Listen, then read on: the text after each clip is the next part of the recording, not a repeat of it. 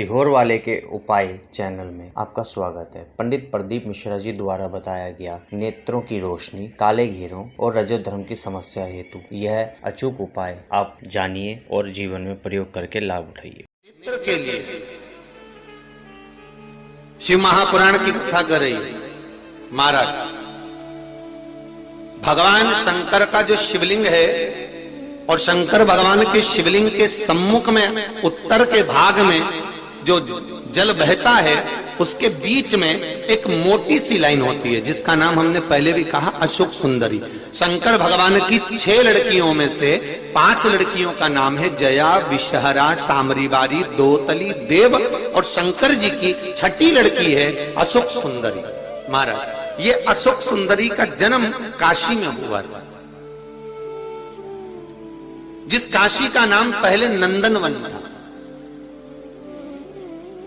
क्या नाम था? नंदनवन। उस काशी में अशोक सुंदरी का जन्म अर्थात माता पार्वती को भगवान भ्रमण कराने के लिए जब पार्वती मैया बोली आज मेरा मन कर रहा है कि अपन नंदनवन चलते हैं, तो भगवान शिव काशी ले गए पार्वती मैया। और वहां उन्होंने एक वृक्ष को सम्मुख में बैठकर माता जगत जननी जगदम्बा माता पार्वती ने उस वृक्ष की साक्षी में उस वृक्ष से एक कन्या को प्रकट करा जिसका नाम शोक को दूर करने वाली अशोक सुंदरी।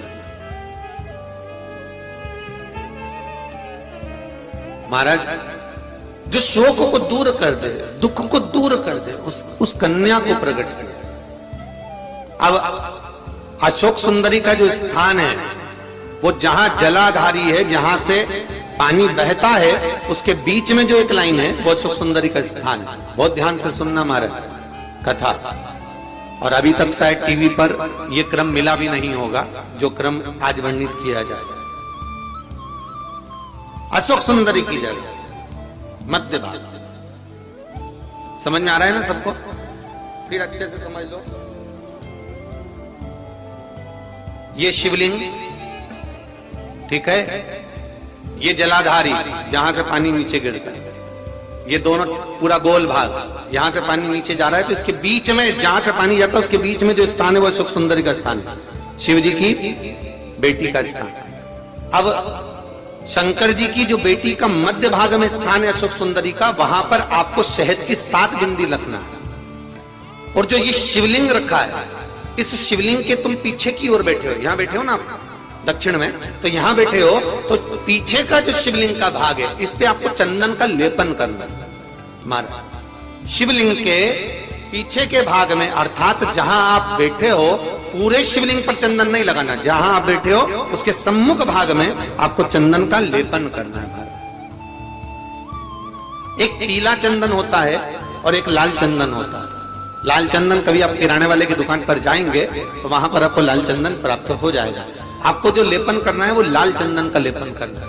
आपको पहले भी कथा में बताया कि शंकर भगवान को कुंकू नहीं चढ़ता, रोली नहीं चढ़ती, क्योंकि बाबा को अगर चढ़ता है तो लाल चंदन चढ़ता है। तो लाल चंदन का आप जब लेपन कर दें, लेपन करने के बाद शहद की 7 बिंदी आपको अशोक सुंदरी वाली जगह पर रखना है। महाराज रखने के बाद बाबा से विनती करना है और चंपेश्वर महादेव का स्मरण करना है। चंपेश्वर महादेव का स्मरण कर कर हाटकेश्वर महादेव का नाम लेकर बिंदी को लगाना है। लगाने के बाद उसी बिंदी को आपको एक कटोरी में, अब बिंदी कितनी लगेगी, जरा जरा सा शहद लगेगा, उसको छोटी सी कटोरी में लेकर आ जाना है। महाराज उसको लाने के बाद में शाम के समय पर प्रदोष काल के अंतर्गत, प्रदोष काल किसको कहा गया?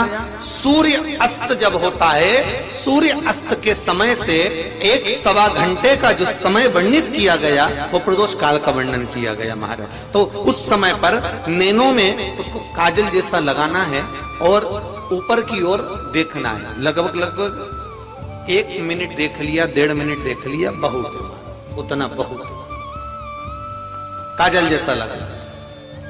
एक कटोरी में जो तुमने चंदन लगाया है उस चंदन को निकाल कर लाना है और आंखों के नीचे भाग में उसको समर्पित करना है। महाराज ये 2-3 चीजों में काम आता है। एक तो नेत्र की ज्योति बढ़ाने के लिए, जो चश्मे वाले नंबर हैं उसको उतारने के लिए।